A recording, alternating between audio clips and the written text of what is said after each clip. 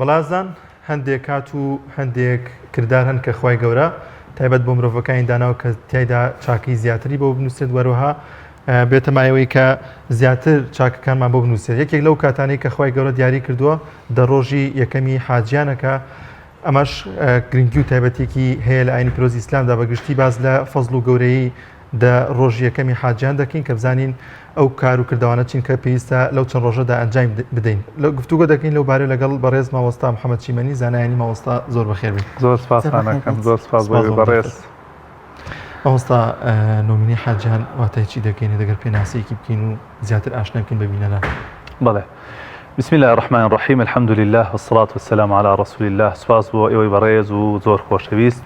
بۆ بینەرانی ئازیز و خۆشەویستی کەناڵی پەیام. مەبەست لە نۆمینەی حاجیان دە ڕۆژی سەرەتایی مانگی ذیلحیجەیە کە لەم مانگەیە فەریزەی حەج ئەنجامەدرێ و لە پێش فەریزەی حەجەوە چەند ڕۆژێکی پیرۆزی تێدایە کە ئەجور پاداشت و پاداشتی گەورە دانراوە بۆ کارکردن و کردەوەکردن لەم ڕۆژانەدا و جگەلەوە ڕۆژی عەرەفەی تیا ئەکەوێت و یەوم النەحری تیا ئەکەوێت کە ڕۆژی جەژنی قوربانەکات. ئەم دە ڕۆژە لە زمانی عەرەبیا پێوتێ عەشر ذیلحیجە واتە دە ڕۆژی سەرەتایی مانگی ذیلحیجە کە لە سبەینەوە دەست پێکا. ئەو دە ڕۆژە لە زمانی عەرەبیا پێوتێ عەشر ذیلحیجە وەکوتم پلەپایە و تایبەتمەندیەکی زیاتر هەیە کە دواتر لە خزمەتانە باسێکین. لە کوردەواری خۆشمانە پێڵێن نۆمینەی حاجیان هەڵبەتە کوردەواری خۆمان 9 ڕۆژی حیساب کرد لە ڕۆژی دەیەمی حیساب نەکردووە کە ڕۆژی دەیەمیش گەورەترین ڕۆژە بەلای خوای گەورەوە کاتە ڕۆژی عەرەفە کە ئەکاتە ڕۆژی جەژن. زۆر باشەکەواتە ئەو عیبادەت و کارانەی کە زۆر گرنگن لەو ڕۆژانەدا بکرێن چین؟ وەڵاهی بە شێوەیەکی گشتی هەموو عیبادەت و کار و کردەوەیەک لەو ڕۆژانەیە لای خۆی پەروەردگار زۆر گەورەیە و چەندین دەقاتووە لەسەر گەورەیی و پیرۆزی ئەو ڕۆژانە. بە نمونە مەسەڵەن خۆی پەروەردگار لە قورئانە سوێن دەخوا بەو دە ڕۆژە وەکو فەرمێ وەلفەجری وەلەیالین عەشر سوێن بە بەرەبەیان و سوێن بە ئەو دە ڕۆژە کە زانانە فەرموون بەسی پێ ئەم دە ڕۆژەیە. هەر شتێکیش ئێوە ئەزانن کە خوای گەورە سوێنی پێخوات دەلات لەسەر گەورەیی و پیرۆزی ئەو شتانەکە ئەو یا ئەو شتەکە کە سوێنی پێخواردووە. لە ئاەتێکی ترا فەرمێ وەیەذکر اسم الله فی ئەیام معلومات با ذیکر و یادی خوا بکەن لە ڕۆژانێکی دیاری کراوە. معلومات ئەفەرموون مەبەست پێ ئەو دە ڕۆژەیە کە لە پێشمانە و لە سبەینەوە ئینشاءڵڵا دەست پێکە. لە فەرمایشتێکا پێغەمبەری خوا صلی الله علیه و سلم فەرمێ هیچ ڕۆژێک نییە لە لای خوا کار و کردەوە تایە چاکتر بێ گەورەتر بێ پاداشتی زیاتر بێ وەک لە دە ڕۆژی یەکەمی مانگی ذیلحیجە کە دووبارە ئەڵێم لە سبەینەوە دەست پێکا بۆیە تەئکیدی لەکەم بۆی خەڵک بزانێت کە لە سبەینەوە دەست پێکە. هەوڵان فەرمانەی پێغەمبەری خوا هەوڵ و تێکۆشان لە پێناوی خوایشە هەر بەقەدەوە خێری نییە کە سەحابەکان وا تێگەێنرابوون کە جیهاد چڵەپۆپەی دینداریەتیە. کەسێک ئامادە بێ ڕۆحی خۆی بەختکە ماڵی خۆی بەختکە خوێنی خۆی بڕێژێ لە پێناو خوایە وتیان ئەویش بەقەدەوە گەورە نییە فەرمووی ئەویش جیهادیش لە پێناوی خوایە بەقەد ئەوە گەورە نییە لەو دە ڕۆژەیە تۆ عیبادەت و بەنداتی بۆ خوا بکەی. ئللا یەک حاڵەتێکی تایە وەکو ئیستثنایەک ئللا پیاوێک بچێ بۆ غەزایەک بچێ بۆ جەنگ و جیهادێک خۆی بکوژرێ خوێنی بڕێژرێ ماڵ و سەرەوت و سامانیشی تیا بچێ وەلەم یەرجع من ذلك بشەی یەک شتێکی لەم دنیاە بۆ دەرنەچێ مەگەر ئەو کەسە ئەوەنە گەورە بێ. ئیتر هیچ کەسێکی تر نییە بڵێ من کردەوەیەکی گەورەترم کردووە وەک لەم دە ڕۆژەیە.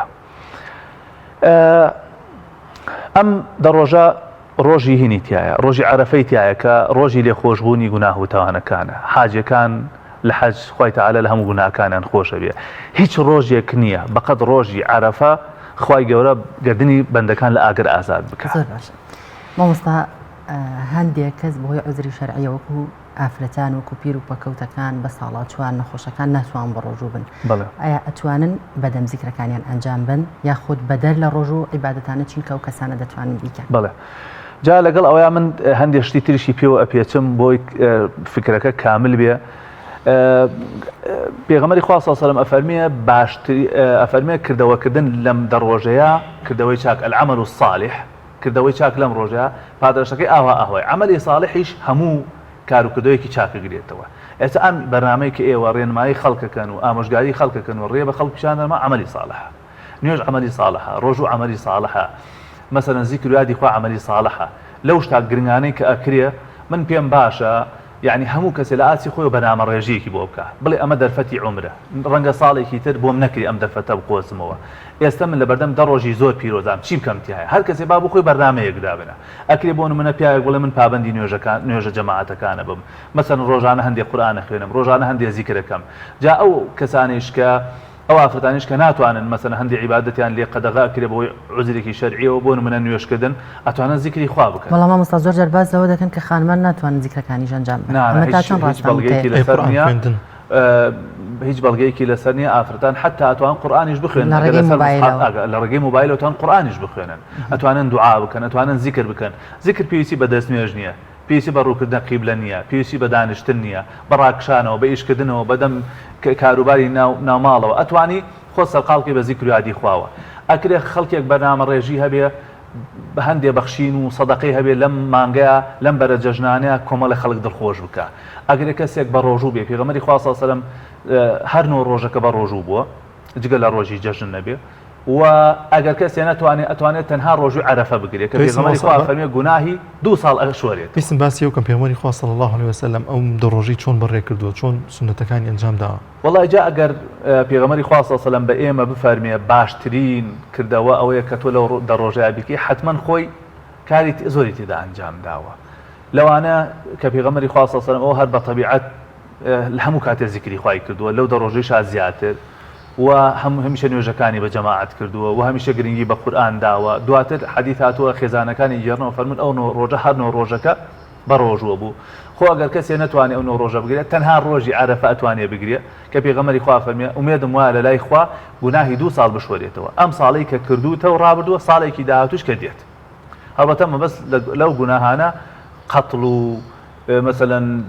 غەیبەت و زینا و ئەو گوناهە گەورانە نییە کە پێویستی بە تەوبەیە ئەو گوناهانەیە کە ئینسان ڕۆژانە ئەیکە هەر کەسێ لێمە ڕۆژانە کۆمەڵە گوناه و تاوانەکەین هەموو گوناهانە ئەشوەرێتەوە ئەکرێ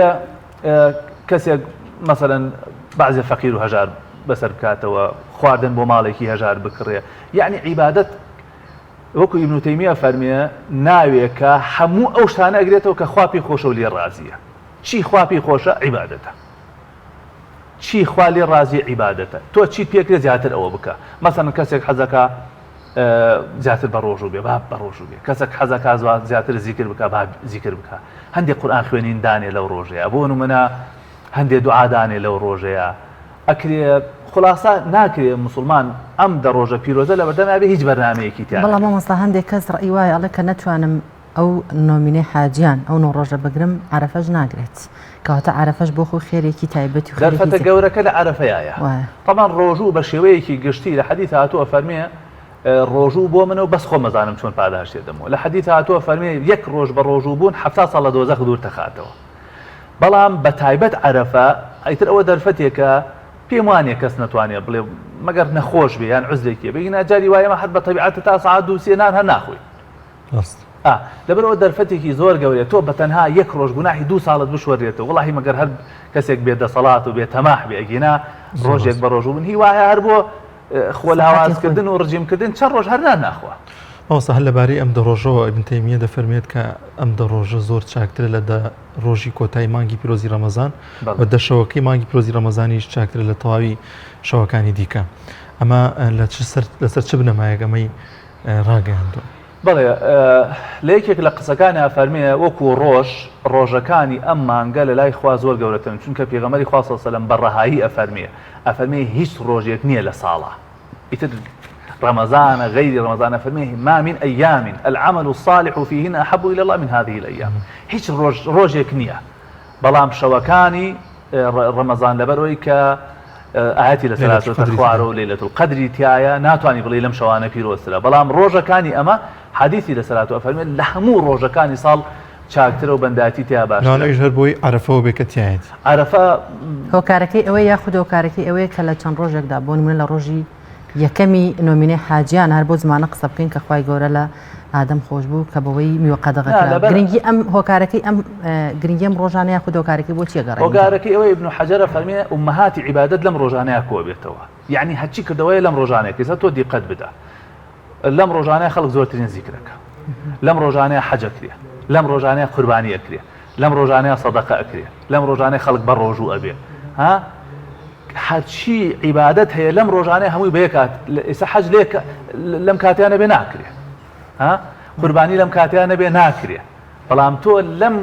لەم دە ڕۆژەیە ئومەهاتی عیبادەتیایە کۆ بێتەوە هەر لە سەدەقە و خێر و سوزانم دڵخۆشکردنی خەڵکو و زیکری خوا و قوربانی و حەج مامۆستا قوربانی هەرچێتە بابی خێر و چاکەکردن لە بەڵێ کەواتە ئەوەی کە قوربانی ئەکات مەفروزەکە بێ و نۆ ڕۆژە بگرێت هەر کەسێک بێ و قوربانی نەخێر بەس یەکێ لەو شتانەی کە لەم نۆ ڕۆژەیە ئەو کەسانی کە قوربانیکەن باش وایە تووک و نینۆک لە خۆیان نەکەنەوە لە سبەینەوە بەڵێ لە سبەینەوە باش وایە تووک و نینۆک لە خۆیان نەکەنەوە تاکو قوربانیەکان سەرە بڕن یعنی من خاڵێکی ئەمەوێ خەڵک ئاگاداری ئەوە بێ یەکەم ڕۆژی جەژنی قوربانیش هەر لە ضمنی ئەم نۆمینەی حاجیانەیە پێغەمبەری خوا فەرمیێ باشترین ڕۆژەکانی دنیا یوم النحرە یعنی ڕۆژی یەکەمی جەژنی قوربان کەواتە باشتریش وایە لە یەکەم ڕۆژی جەژنی قورباندا قوربانیەکە بکرێت بەڵێ یەکەم کار پێغەمبەری خوا صلی الله علیه و سلم کە کردوێتی نوێژ بووە لە نوێژەکە گەڕاوەوە یەکسەر قوربانیەکەی سەر بڕیەوە کە من لە بەرنامەیەکشا لە کەناڵ بانگواز باسێکم بە تەفسیل ئەگەر کەسێ بپرسێ بڵێ باشترین کات بۆ سەر بڕینی قوربانی کەیە ئەو کاتێک کە لە نوێژی جەژنەکەێت تۆ یەکسەر حیوانەکە سەر بڕی بەڵام تاکەی مەجالت هەیە تا سێ ڕۆژی تریش خۆر ئاوابێ مەجالت هەیە دروستە بەڵام ئەگە تۆ پرسیاری باشترین کاتی بکەی باشترین کاتی ئەوەیە کە تۆ گەڕایتەوە یەکسەر قوربانەکە سەر بڕی و لە قوربانەکەی خۆت بخۆی زۆر باش مامۆستا ئەگەر کەسێک خوا نەخواستە کاری خراپی ئەنجامدا لەم چەند ڕۆژەیە ئایا بە چەند بەرامبەر بووی دەنووسرێت لەبەری کە ڕۆژەکان پیرۆزە یاخود هەروەکو ڕۆژەکانی دیکەیە وڵی من بەڵگەیەکم نەبینیەوە بڵێ چاکە خراپە مزاعفە بێتەوە تایە بەڵام حرمەتگرتنی ئەم ڕۆژانە کارێکی گەورەیە لە لای خوا یعنی ئەم ڕۆژانە شعائری دینی تایە کۆمەڵی نیشانەی دینی تایە کۆمەڵێ دروشمی دینی تایە هەر کەسێ خوایشە فەرمێ ومن يعظم شعائر الله فإنها من تقوى القلوب هەر کەسێ شعائرەکانی ئەو دینە نیشانەکانی ئەو دینە ڕەمزەکانی ئەو دینە بەرز ڕاگرێ ئەوە نیشانی تەقوای دڵەکەیەتی بەڵام ئەوە کۆی بڵێ یعنی زای وەکو چی والێ دێ وەکو ئەوی کەسێک تۆ بڕی خواردنێکی چاکی لە بەردە سادانی دەرفەتێکی باشی بۆ دانێ ئەو ڕابشتی لاوەکی خۆی مەشغوڵ بکە ئەسڵ وای ئینسان لەم سبەینەوە ئەم دەڕۆژە بە دەرفەت بزانێ بە هەلی بزانێ یعنی بڵێ کاکە ئەمە ڕەنگە ساڵێکی تر خوا دەرفەتم نەداتێ خلاصە ئەبێ هەر کەسێک جیاواز بێ لە ڕۆژەکانی تری ئەم قسە یعنی خۆزگە لەم بەرامە بەس ئەمەنە بگا زۆر گرنگە هەر کەسێک زەرورە ئەم ڕۆژانی لە ڕۆژەکانی تری جیاواز بێت تۆزێ زیکر زیاترەکەی قورئان زیاتر دەخوێنی تۆزێ خێرەکەی ماڵی فەقیر لەژار بەسەرەکەیتەوە گرنگەوەیە جیاواز بێ لە ڕۆژەکانی تر زۆر سپاس بۆ بەڕێز مامۆستا محەممەد چیمەنی زانایانی سپاس کە ئەم دەرفەتە دێمە بەخشی زۆر سپاس بۆ بەڕێزتان